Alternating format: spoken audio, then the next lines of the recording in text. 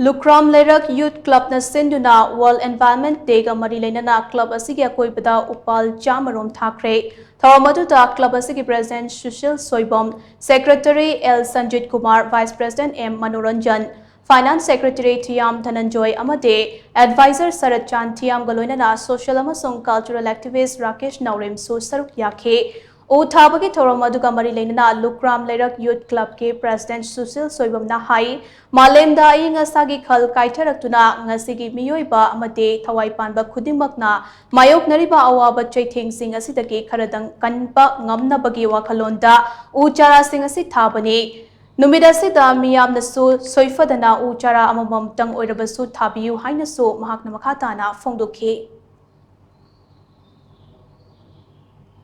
पृथ्वी अखोई महौसा की खुसेम की कोई लोइनर खुसी मतम की मतुंगिना अखोइना डिफॉरेस्टेशन तौरपा अमदी अखोई मियोइबगी तौदेबा यादबा चाखोल की मतुंगिना बिल्डिंग कंस्ट्रक्शन मैम लापो मसीदगी अखोइना अदुगुंबा अखोई अवोनबा अखोई क्लाइमेट लापसी खरदंग अखोइना मियोइबना तौगुन तौपनी खंजरगा मियोइबी बुगी मपान तांगी मखोई दमता अखोइना अंगम खरा अखोइना सिगी अनमना अनुसार थाबी थरमसी पांथोकजब ngasi akoi gi thoromsi akoi pithwi da lairiba mipung khutimakna akoi gi ama tang thabiraga